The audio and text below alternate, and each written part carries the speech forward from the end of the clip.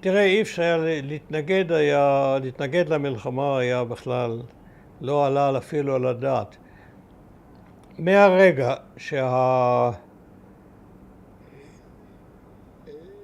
באה הידיעה שהמצרים חסמו את מצרי טיראן, מאותו רגע אני ידעתי שתהיה מלחמה. הייתה לנו ישיבה של התנועה שלנו, אמרתי, מהרגע זה כדאי, צריכים לעשות סוויץ', צריכים בכלל לעבור לעולם אחר מבחינה מחשבתית ולהתרגל לעולם חדש. ושהמלחמה תהיה בלתי נמנעת וצריכים לחשוב מה לעשות בעניין זה.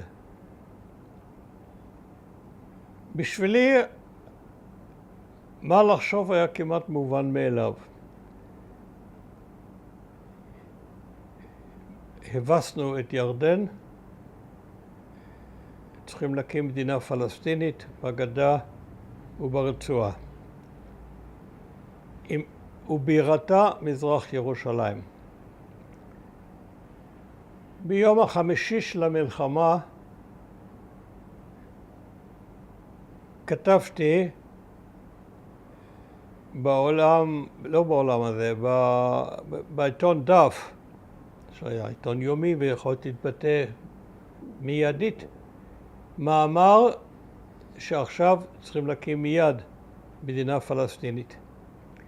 בסוף השבוע בעולם הזה חזרתי על זה בצורה של תוכנית מפורטת, איך לעשות את זה.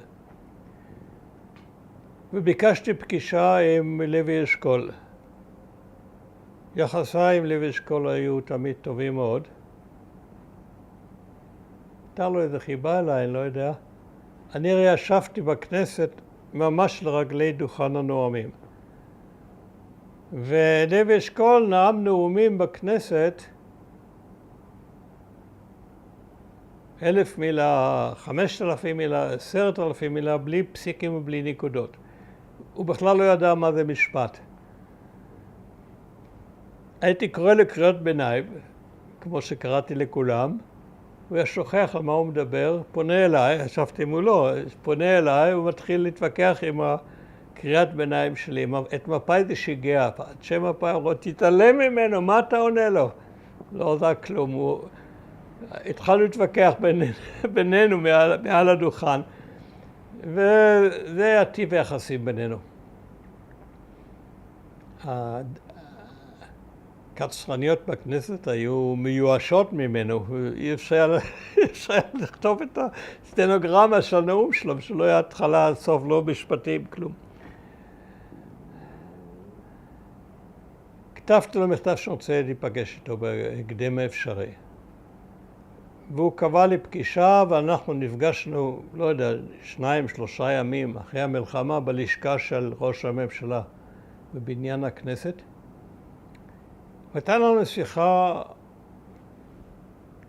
ארוכה וחשובה מאוד מבחינתי. הוא שאל מה אתה רוצה, בוא תגיד לי מה אתה רוצה. ואני נתתי לו הרצאה קצרה על רעיון המדינה הפלסטינית. אמרתי, ברגע זה הציבור הפלסטיני הוא בהלם.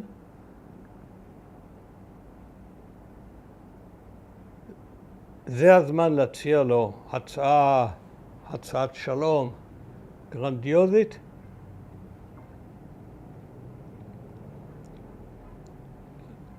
מדינה פלסטינית שתכלול את כל הגדה המערבית ואת כל רצועת עזה ושבירתה תהיה במזרח ירושלים. וזה תיווצר ידידות בין שני העמים ובין שתי המדינות, ידידות שהיא בכלל תשנה לחלוטין את המצב שלנו ושל המזרח התיכון כולו. אשכול מקשיב. כשגמרתי הוא ככה חייך ואמר, אורי, איזה מין סוחר אתה? סוחר מציע הצעה, הוא דורש את המקסימום מהצד השני, מציע את המינימום מהצד שלו, ונעלים משא ומתן נפגשים באיזשהו מקום באמצע. ואתה בא ומציע לערבים את הכל, להחזיר את כל השטחים.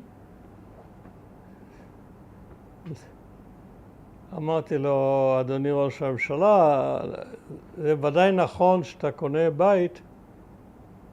זה לא נכון, לא יודע אם אמרתי בית או דגים או משהו כזה, או סוס. זה לא נכון שאתה עומד לפני מפנה היסטורי ואתה יכול לשנות את ההיסטוריה של העמים שלנו ושל המזרח התיכון.